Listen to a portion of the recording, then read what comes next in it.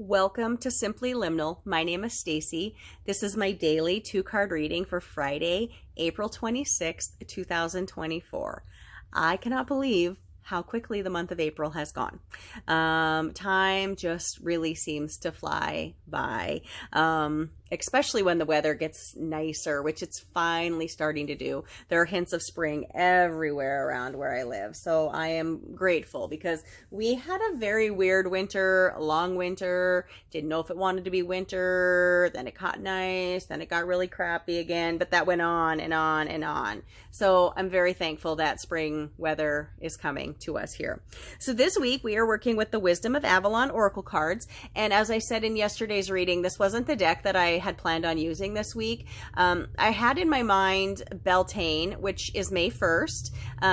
That falls on the last day of the readings of this week. And I planned on using a different deck, but at this last minute, I knew that that wasn't the deck I was going to use. I believe that the Wisdom of Avalon Oracle by Colette Baron Reid is the correct deck for this week. And I will tell you that the idea in the Wheel of the Year is that the veil thins 2 times during the season. Once on the gateway to the summer, and once again on the gateway to the winter. So the gateway to the summer is this Beltane season. It marks the end of spring and really the beginning or the start of summer, which is coming. In the fall, we see that gateway is at Samhain or Halloween time, and that is kind of the end of the harvest season and the symbolic beginning of winter. And the veil is considered thin. And when the veil is thin, I think it's a good time to work with this deck. Colette says that the Isle of Avalon is misty and magical, and it is a symbolic place of sacred mystery. And she says if we close our eyes, we can find it. And she believes that these oracle cards can guide us into this magical and mystical realm of Avalon, which I feel like is so important when the veil is thin. It just feels very tied to this time of the year. So let's take a look at the deck. As always, I do a 2-card reading for these daily readings. We look at the energy of the day, which is the force that's directed towards us from the universe.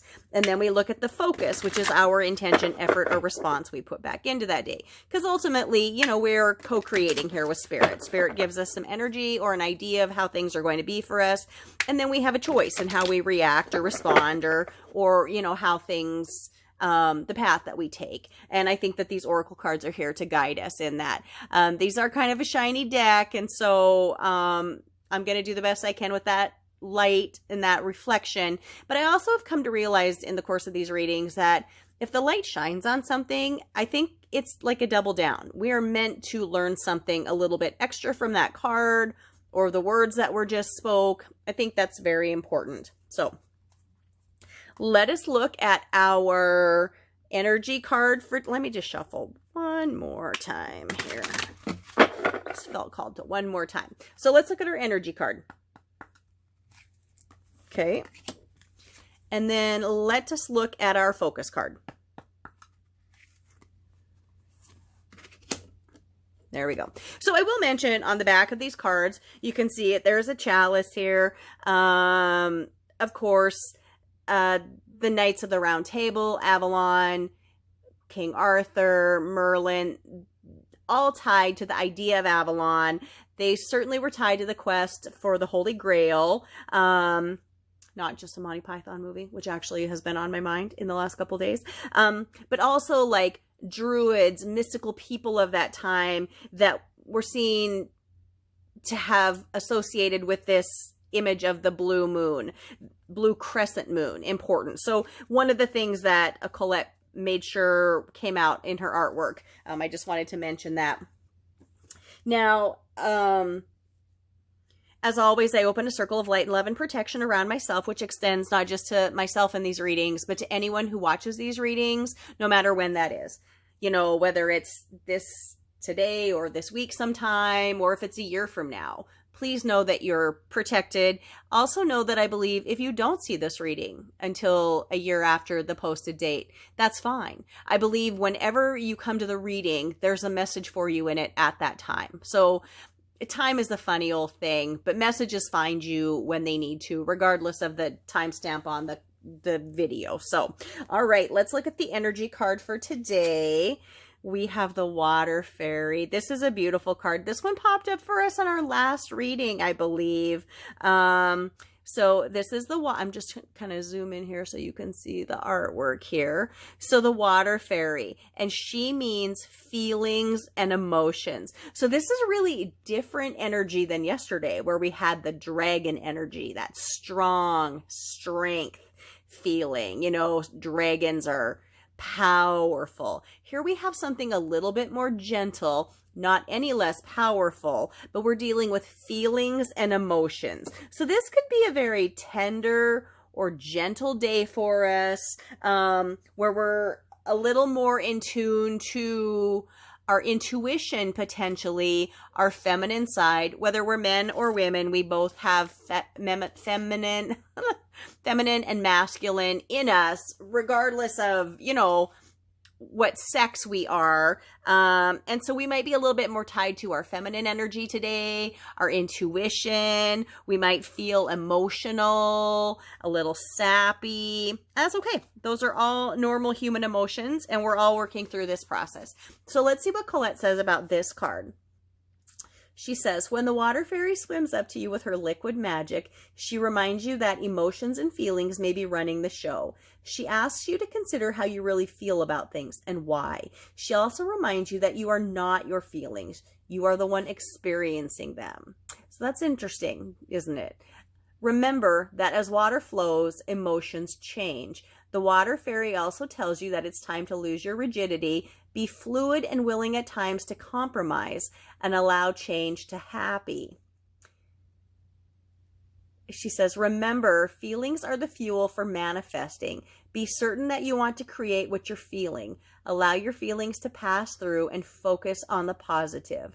The Water Fairy longs to smile at you in reflection. So this is a really positive energy, but it's also telling us that things could be changing, because water is very fluid and water is very changing. So just be aware that this could be an emotional day. Your feelings could wax and wane. They might be very vibrant, or they might feel kind of down, and that might change from hour to hour. Just know that that's the energy that we have going on. Let us look at our focus card now and see if it kind of indicates to us how we should work with this emotional feelings of water energy. So our focus card is the Owl. This is one of my favorite cards in the deck. I love it so much.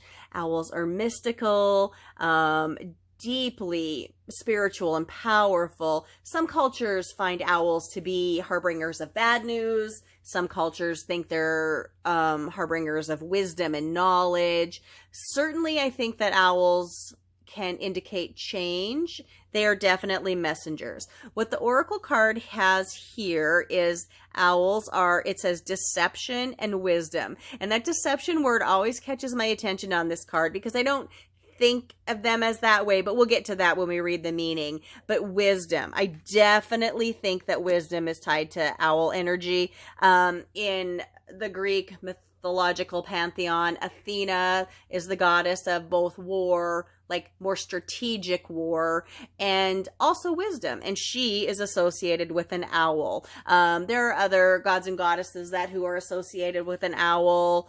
Hecate also is associated with the owl, and she is definitely a gatekeeper and a messenger herself. So let's look at this card. This is also the 13 card, which is a number that I love. So let us see what Colette has to say about this. She says, the owl lends you eyes that you need in order to see in the dark around you. The owl can cut through the shadows to illuminate the real truth. Someone may be trying to camouflage his or her real intentions. Deceit, lies, and unclear intentions are exposed with owl energy. The owl also reminds you to be honest with yourself and snap out of any lies or denial inside of you. Lying to yourself is the way that you'll remain lost in a prison of your own making. The owl appears to ask you to seek the truth in the darkest places within yourself. This will set you free and restore you to wholeness. All is well with the owl to guide you. Deep wisdom into human nature is gained through the ability to recognize untruths. Owl is an important and powerful ally. So we can look at this deception in two ways. The wisdom is always there for us, but we have to find our way through the deception first. So the deception can come from outside of us. It can come from people around us or things around us trying to deceive us or alter our perception on something. And so we just need to be focused and aware and watchful. Trust your instincts on this. Really, your instincts are your best guide. Your intuition will get you to where you need to be. And really that ties back into our energy of the day, which is feelings and emotion, which are really tied to intuition. And the other kind of deception is internal deception, deceptions that we tell ourselves, little lies that we tell ourselves that hold us back or hinder us. If we recognize the truth, either in the deception from outside of us or inside of us, we're going to be gifted with great wisdom. So this is a really interesting reading today. I don't know how this will affect every one of us. The deception for me could be external. It could be internal. The deception for you, it could be external or internal. Know that you just need to use your clear eyes, your inner eyes, your soul, and your intuition, and hopefully wisdom will come to us. And also just really allow this energy of feelings, emotions, and intuition to guide you, because that is the energy that we're being given today. So, wow, interesting reading. I'm curious to see how this day is going to play out for us. I hope you found this reading helpful. I hope you connected with it in some way. I would love to hear what you think about these readings or any comments that you have, either on the deck or the readings. Please like, please subscribe. Please leave me messages and comments. I would love to interact with you and find out what you're liking, what you're not loving, any ideas you have. That would be great. Also share these videos if you're so inclined. I'm just trying to help the channel grow so I can try to help spread messages to more people. Thank you all for your views. I'm so grateful to you all. My name is Stacy. Thank you for visiting Simply Liminal with me. Have a beautiful day.